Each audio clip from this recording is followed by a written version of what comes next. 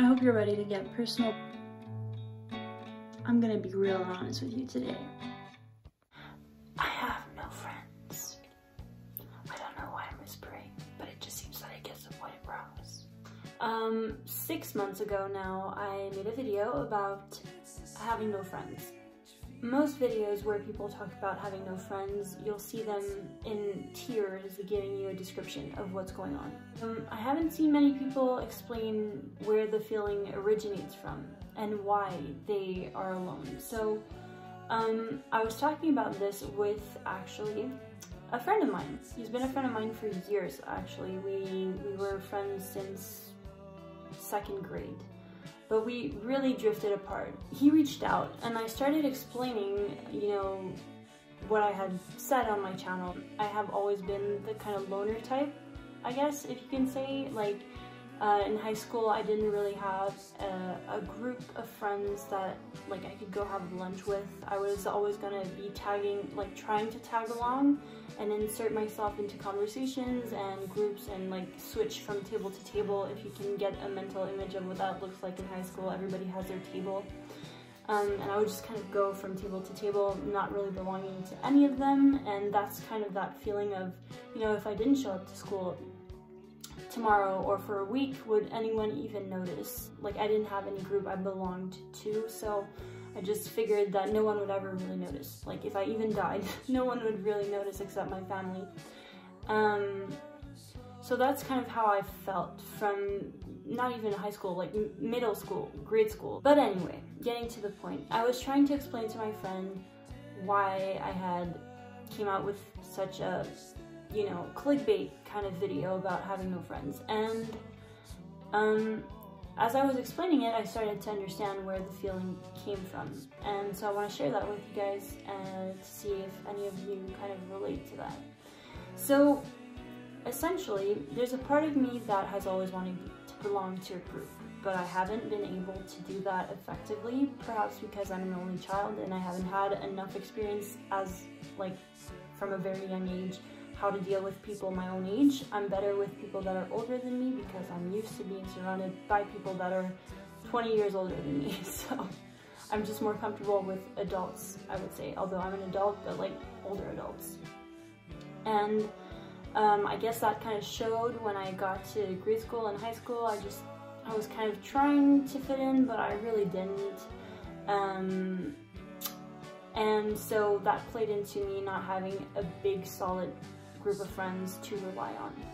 So I started relying on myself a lot, and relying on myself meant that I was my only friend and that I could only get as much out of life as I could get out of myself. So I worked really hard to get great grades and to be a straight A student, to get, you know, top of my class, be, you know, teacher's pet, to like really be at least recognized in that way by my peers. And I succeeded. I graduated every level of school there is with honors and distinction. I'm not saying this to brag, that's like, I worked super hard. I'm not the smartest naturally, so I have to work very hard to get where I am, and I'm proud of everything that I've achieved. But it was always about proving that I could do something, that I could get the grades, that I could be the best and be the prettiest. Anyway, I was trying to be the prettiest. I was trying to do all these things, and it was all very much a show, because I hoped that if I shined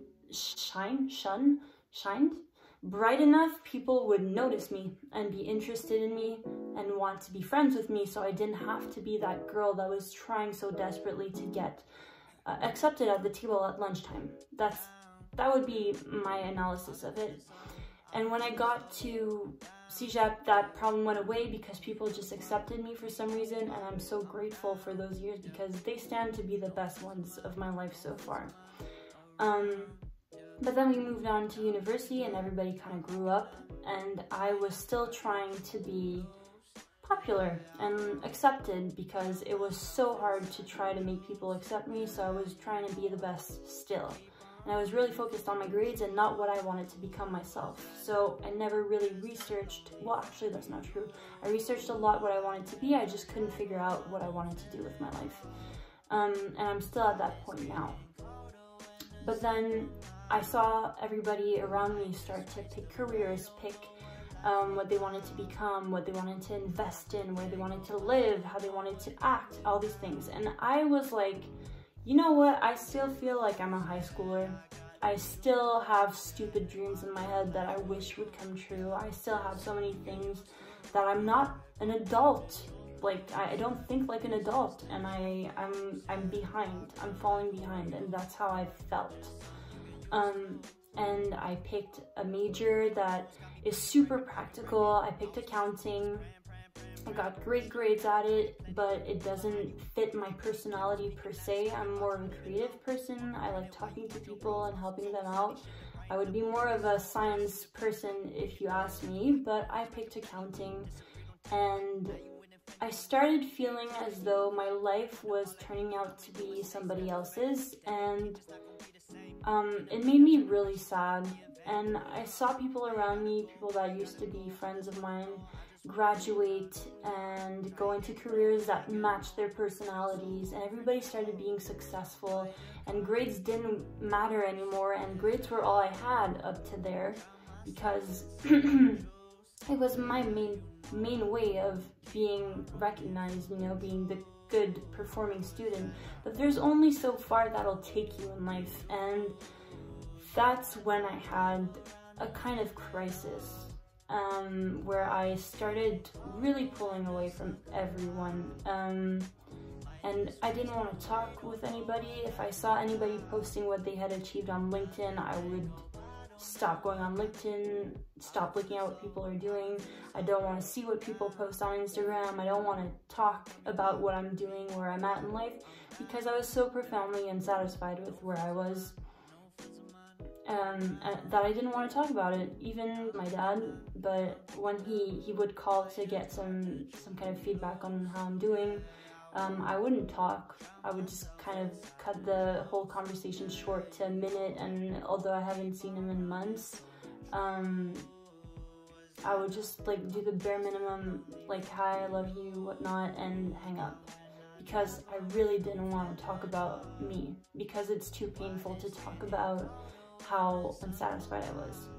So that's where the video "I have no friends" comes from. It comes from feeling that I'm not good enough, and that I'm super fucking lost when everybody else is going forward and finding their own way.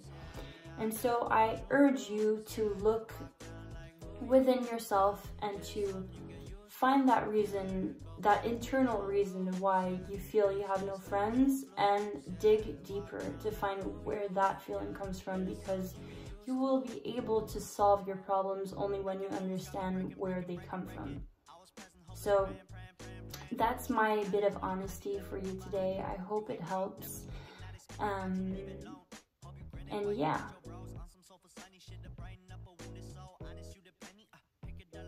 This is always how I end them. You already know. See you next time.